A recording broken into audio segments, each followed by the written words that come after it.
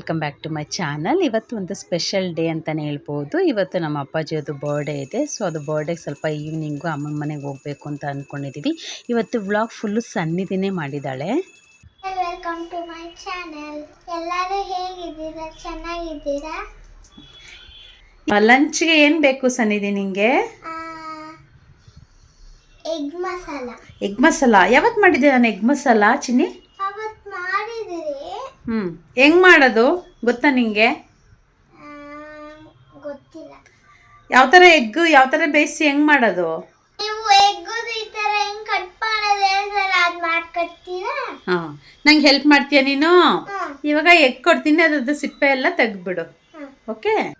So ಮೊಟ್ಟೆ ಹೇಳಿದ್ಲು ಅಂದ್ಬಿಟ್ಟು ಇದು ಮೊಟ್ಟೆದು ಪ್ರಿಪ್ರೇಷನ್ ಮಾಡ್ಕೊಳ್ತಾ ಇದ್ದೆ. ಒಂದು 8 ರಿಂದ 9 ಮೊಟ್ಟೆನ ಇಲ್ಲಿ ಬೇಯಿಸೋಕೆ ಇಟ್ಕೊಂಡಿದ್ದೀನಿ. ಸ್ವಲ್ಪ ಸಾಲ್ಟ್ ಹಾಕ್ಕೊಂಡಿದ್ದೀನಿ. ಸ್ವಲ್ಪ ವಿಜಿಲ್ ನಾನು ಕುಕ್ಕರಲ್ಲೇ ಬೇಯಿಸ್ಕೊಳ್ಳೋದು ಆಲ್ಮೋಸ್ಟು.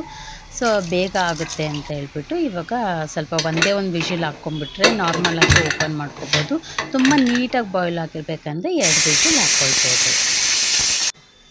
ಇವತ್ತು ಸನ್ನಿಧಿ ಒಂದು ಸತಿ ನಾನು ಎಗ್ದು ಮಸಾಲ ಮಾಡಿಕೊಟ್ಟಿದ್ದೆ ಅವಳಿಗೆ ಆಲ್ರೆಡಿ. ಅದ್ರದ್ದು ವೀಡಿಯೋ ಎಲ್ಲ ನಾನೇನು ಮಾಡಿರಲಿಲ್ಲ.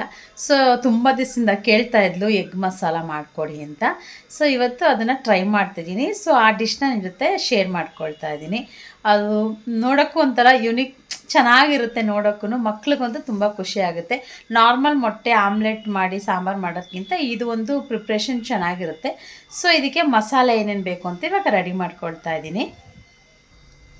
ಸೊ ಇದಕ್ಕೆ ಇವಾಗ ಮಸಾಲ ನಾನಿಲ್ಲಿ ಈರುಳ್ಳಿ 2 ಈರುಳ್ಳಿ ತೊಗೊಂಡಿದ್ದೀನಿ, ಮತ್ತು ಚಕ್ಕೆ ತೊಗೊಂಡಿದ್ದೀನಿ, ಒಂದು 2 ರಿಂದ 3 ಚಕ್ಕೆ, ಹಾಗೆ ಒಂದು 10 ಕಾಳು ಮೆಣಸು ಹಾಕ್ಕೊಂಡಿದ್ದೀನಿ, ಹಾಗೆ ಬೆಳ್ಳುಳ್ಳಿ ಹಾಕ್ಕೊಂಡಿದ್ದೀನಿ, ಮತ್ತು ಸ್ವಲ್ಪ ಶುಂಠಿ ಹಾಕ್ಕೊಂಡಿದ್ದೀನಿ. ಇದು ಬಂದು ಗ್ರೇವಿ ಸ್ವಲ್ಪ ಥಿಕ್ನೆಸ್ ಬರಲಿ ಅಂದ್ಬಿಟ್ಟು ನಾನಿಲ್ಲಿ ಗೋಡಂಬಿನ ಆ್ಯಡ್ ಮಾಡ್ಕೊಂಡಿದ್ದೀನಿ, ಮತ್ತು ಕೊತ್ತಂಬರಿನ ಆ್ಯಡ್ ಮಾಡ್ಕೊಂಡಿದ್ದೀನಿ. ಸೊ ಇದು ರುಬ್ಬೋದಕ್ಕೆ ನಾವು ಗ್ರೇವಿ ರೆಡಿ ಮಾಡ್ಕೊಳ್ಳೋದು. ಮತ್ತು ಇದಕ್ಕೆ ನಾವು ಖಾರದ ಪುಡಿ, ಧನಿಯಾ ಪುಡಿ ಒಂದು ಸ್ಪೂನಷ್ಟು ಖಾರ ಮತ್ತು 1 ಸ್ಪೂನಷ್ಟು ಧನಿಯಾ. ಸಾಂಬಾರು ಕ್ವಾಂಟಿಟಿ ಜಾಸ್ತಿ ಬೇಕು ಅಂದರೆ 1.5 ಸ್ಪೂನ್ ಆ ಥರ ಹಾಕ್ಕೊಳ್ಬೋದು. ಸೊ ಇದಿಷ್ಟು ಮಸಾಲಾಗೆ ರೆಡಿ ಮಾಡ್ಕೊಂಡಿದ್ದೀನಿ. ಈ ಜೊತೆಗೆ ಖಾರದ ಪುಡಿ, ಧನಿಯಾ ಪುಡಿ ಆ್ಯಡ್ ಮಾಡಿಕೊಂಡು ಒಗ್ಗರಣೆ ಹಾಕ್ಕೊಳ್ಬೇಕಾದ್ರೆ ಟೊಮೊಟೊನು ಒಗ್ಗರಣೆ ಹಾಕ್ಕೊಳ್ಬೋದು. ಬೇಡ ಅನ್ನೋರು ಈ ಜೊತೆಗೇ ಟೊಮೊಟೊ ಆ್ಯಡ್ ಮಾಡಿ ಒಗ್ಗರಣೆ ಕೂಡ ಹಾಕ್ಕೊಳ್ಬೋದು. ಸೊ ಅದು ಆಪ್ಷನಲ್, ಯಾವ ರೀತಿ ಬೇಕಾದ್ರೆ ಮಾಡ್ಕೊಳ್ಬೋದು. ಸೊ ಇವಾಗೆಲ್ಲ ಮೊಟ್ಟೆ ಎಲ್ಲ ಬೇಯಿಸಿಟ್ಕೊಂಡಿದ್ದೀವಿ. ಇದನ್ನ ಬಿಡ್ಸಪ್ಪ ಅಂತಂದರೆ ಲೋಟ ಬೇಕಂತೆ ಅವಳಿಗೆ. ಲೋಟದಲ್ಲಿ ಅವಳು ಓಪನ್ ಮಾಡ್ತಾಳೆ. ಸೊ ಇವಾಗ ಲೋಟದಲ್ಲಿ ಸಿಪ್ಪೆ ಎಲ್ಲ ತೆಗೆದು ನಂಗೆ ಹೆಲ್ಪ್ ಮಾಡಿಕೊಡ್ತಾಳೆ ಸನ್ನಿಧಿ. ಎಷ್ಟು ಈಸಿ ಅಲ್ವಾ ಸನ್ನಿಧಿ? ಆಮೇಲೆ ಹೇಗೆ ತೆಗಿತೀಯಾ? ಅದರೊಳಗಡೆನೆ ಹಾಕು, ಬೌಲ್ ಒಳಗಡೆ ಹಾಕು. ತಗೋ ಇದಕ್ಕೆ ಹಾಕು. ಅದರಲ್ಲೂ ಹಾಕೋಕ್ಕಾಗಲ್ಲ, ಸಿಪ್ಪೆ ಇದಕ್ಕೆ ಹಾಕು.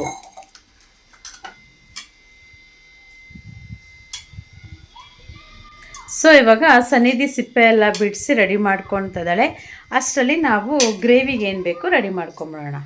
ಸೊ ಇವಾಗ ಇದೆಲ್ಲ ಮಸಾಲಾನೇ ಇದಕ್ಕೆ ರುಬ್ಬಕ್ಕೆ ಹಾಕ್ಕೊಳ್ತಾ ಇದ್ದೀನಿ.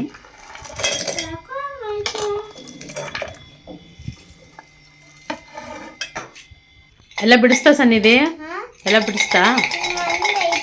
ನೊಂದೈತಾ?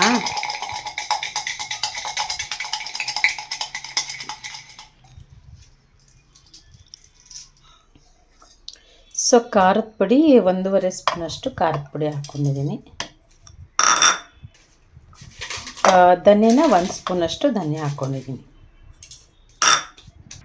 ಸನ್ನಿಧಿ ಎಲ್ಲ ಎಗ್ದು ಸಿಪ್ಪೆ ಎಲ್ಲ ಬಿಡಿಸಿ ರೆಡಿ ಮಾಡಿದ್ದಾಳೆ ಎಲ್ಲ.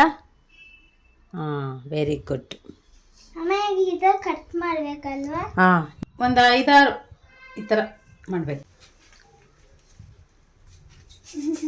ಸನ್ನಿಧಿ ಹಿಂಗೆ ಆಲ್ಮೋಸ್ಟ್ 75% ನನ್ನ ಜೊತೆನೇ ವೀಡಿಯೋದಲ್ಲೇ ಜೊತೆಯಾಗಿ ಕೆಲಸ ಮಾಡ್ಕೊಂಡಿದ್ಲು. ಹಾಗೆ ಖುಷಿನೂ ಬಂದು ಈಗ ಸಮ್ಮರ್ ಹಾಲಿಡೇಸ್ ಇರೋದ್ರಿಂದ ಮಕ್ಕಳಿಬ್ಬರನ್ನು ಮೇಂಟೈನ್ ಮಾಡಿಕೊಂಡು ಅವ್ರನ್ನ ಎಂಗೇಜ್ ಮಾಡಿಕೊಂಡು ಟಿ ವಿ ಮೊಬೈಲ್ನೆಲ್ಲ ಸ್ವಲ್ಪ ಕಡಿಮೆ ಮಾಡ್ಕೊಂಡು ನೋಡ್ಕೊಳ್ಳೋದೇ ಕಷ್ಟ ಅನ್ನಿಸ್ತಾ ಇದೆ. ಸನ್ನಿಧಿ ಇವಾಗೆಲ್ಲ ಸ್ಲೈಸ್ ಮಾಡಿ ರೆಡಿ ಮಾಡಿದ್ದಾಳೆ. ಎಲ್ಲ ಸಿಪ್ಪೆ ಎಲ್ಲ ತೆಗ್ದು ಸೊ ಪ್ರಿಪ್ರೇಷನ್ ಮಾಡಿದ್ದಾಳೆ. ಸೊ ಇವಾಗ ನೆಕ್ಸ್ಟ್ ಇದನ್ನು ಉಪ್ಪು ಖಾರ ಸ್ವಲ್ಪ ಆಯಿಲ್ ಹಾಕ್ಬಿಟ್ಟು ಹುರ್ಕೊಳ್ಳೋಣ, ಸ್ವಲ್ಪ ಲೈಟಾಗಿ. ಓಕೆನಾ? ಸ್ವಲ್ಪ ಆಯಿಲ್ ಹಾಕ್ಕೊಂಡ್ಬಿಟ್ಟು ನಾವು ಏನು ಎಗ್ಗನ್ನ ಬೇಯಿಸ್ಕೊಂಡು ಸ್ಲೈಸ್ ಸಣ್ಣ ಸಣ್ಣದಾಗಿ ಮಾಡ್ಕೊಂಡಿದ್ದೀವಲ್ಲ, ಸೊ ಅದನ್ನು ಸ್ವಲ್ಪ ಉಪ್ಪು ಖಾರದಲ್ಲಿ ಹುರ್ಕೊಳ್ಳೋಣ. ಸೊ ಇದು ಮೊಟ್ಟೆ ಮಸಾಲ ಗ್ರೇವಿ ಚಪಾತಿಗೂ ಚೆನ್ನಾಗಿರುತ್ತೆ, ಸೊ ರೈಸ್ಗೂ ಕೂಡ ತುಂಬ ಚೆನ್ನಾಗಿರುತ್ತೆ. ಯಾವಾಗಲೂ ನಾರ್ಮಲ್ ಆಗಿ ಆಮ್ಲೆಟ್ ಹಾಕ್ಕೊಂಡು ಸಾಂಬಾರು ಮಾಡೋದಕ್ಕಿಂತ ಇದೊಂದು ಸ್ವಲ್ಪ ಚೆನ್ನಾಗಿರುತ್ತೆ. ಗ್ರೇವಿ ಸ್ವಲ್ಪ ಹೋಟೆಲ್ ಸ್ಟೈಲಲ್ಲಿ ಬರುತ್ತಲ್ಲ, ಸೊ ಆ ಥರ ಇರುತ್ತೆ. ಸೊ ಒಂದ್ಸತಿ ಟ್ರೈ ಮಾಡಿ, ತುಂಬ ಚೆನ್ನಾಗಿರುತ್ತೆ. ಪದೇ ಪದೇ ಮಾಡಬೇಕು ಅಂತ ಅನಿಸ್ತಾ ಇರುತ್ತೆ. ಎಗ್ಗಲ್ಲಿ ಏನಾದ್ರು ಡಿಫ್ರೆಂಟಾಗಿ ಮಾಡಬೇಕು ಅಂದರೆ ಈ ಥರ ಟ್ರೈ ಮಾಡಿ. ಎಂದಿದೆ ಇದಕ್ಕೊಂದು ಸ್ವಲ್ಪ ಉಪ್ಪು ಮತ್ತು ಖಾರದ ಪುಡಿನ ಎರಡನ್ನೂ ಆ್ಯಡ್ ಮಾಡ್ಕೊಳ್ತೀನಿ.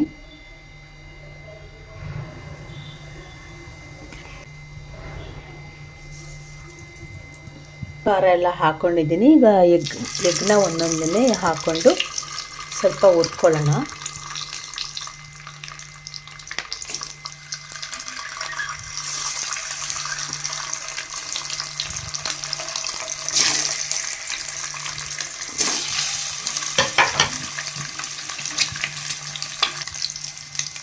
ಸೊ ನೋಡಿ, ಈ ಥರ ಒಂದು ಸ್ಲೈಸ್ ಥರ ಎಲ್ಲ ಮಾಡ್ಕೊಂಡ್ಬಿಟ್ಟು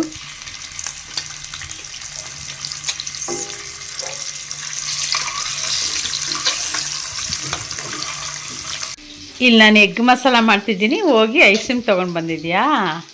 ಹಾಂ, ಈಗ ಅಂದರೆ ಎಗ್ ಮಸಾಲೆ ಇಷ್ಟ ಅಲ್ಲ ನಿಂಗೆ ಅಂದರೆ ಅದೇ ಸಾಕಲ್ಲ ಊಟಕ್ಕೆ? ಅದೇ ಸಾಕ್ಬಿಡು ಅಂದರೆ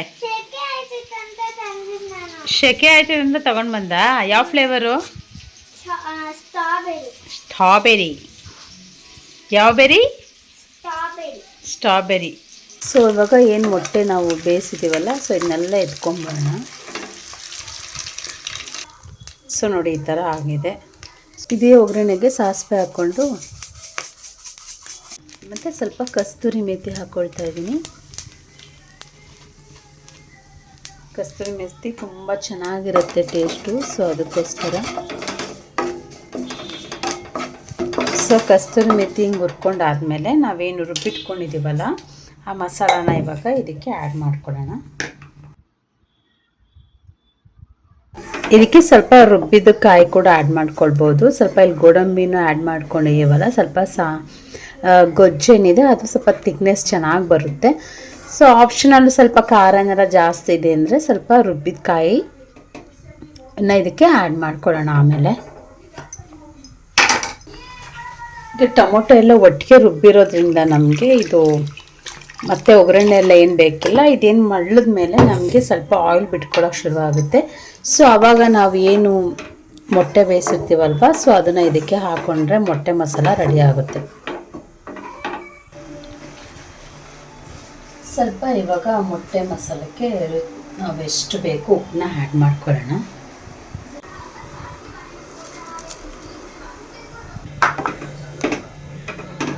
ಸೊ ಇವಾಗ ಮಳ್ಳಕ್ಕೆ ಶುರು ಆಗಿದೆ. ಸ್ವಲ್ಪ ನಾನು ಆಚಿ ಗರಂ ಮಸಾಲಾನ ಆ್ಯಡ್ ಮಾಡ್ಕೊಳ್ತಾ ಇದ್ದೀನಿ.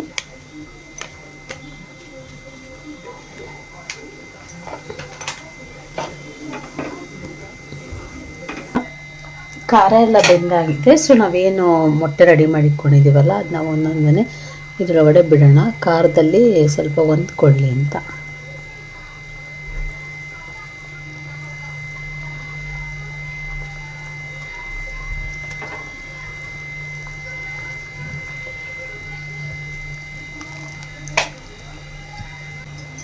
ಸೊ ಇವಾಗ ನಾವು ಮೊಟ್ಟೆ ಎಲ್ಲ ಬೇಯಿಸಿರೋದ್ರಿಂದ ಒಂದು 5 ನಿಮಿಷ ಅದು ಉಪ್ಪು ಖಾರ ಜೊತೆ ಹೊಂದ್ಕೊಳ್ಬೇಕು. ಸೊ ಅದಕ್ಕೋಸ್ಕರ ಒಂದು 5 ನಿಮಿಷ ಲಿಡ್ ಕ್ಲೋಸ್ ಮಾಡ್ತೀನಿ. ಸೊ ಇವಾಗ ಒಂದು 5 ಮಿನಿಟ್ಸ್ ಆಗಿದೆ. ಸೊ ಸೊ ಇವಾಗೆಲ್ಲ ಮೊಟ್ಟೆ ಎಲ್ಲ ಎಣ್ಣೆಲ್ಲ ಬಿಟ್ಕೊಂಡಿದೆ. ಸೊ ಇವಾಗ ನಮ್ಮದು ರೆಡಿ ಆಗಿದೆ.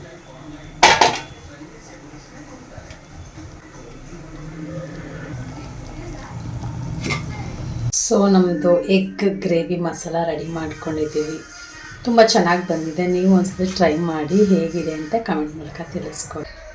ಸೊ ಎಗ್ ಮಸಾಲೆ ಎಲ್ಲ ರೆಡಿ ಮಾಡಿಕೊಂಡು ಮಧ್ಯಾಹ್ನ ಲಂಚ್ ಪ್ರಿಪ್ರೇಷನ್ ಮಾಡ್ಕೊಂಡ್ವಿ.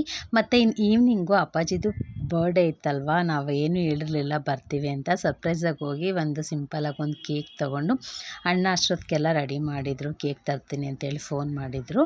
ಅವ್ರಿಗೇನು ಹೇಳ್ದೇ ಹಾಗೆ ಒಂದು ವಿಸಿಟ್ ಮಾಡೋಣ ಅಂತ ಹೋಗಿ ಈಗ ಅಮ್ಮನ ಮನೆಗೆ ಹೋಗ್ತಾಯಿದ್ದೀವಿ.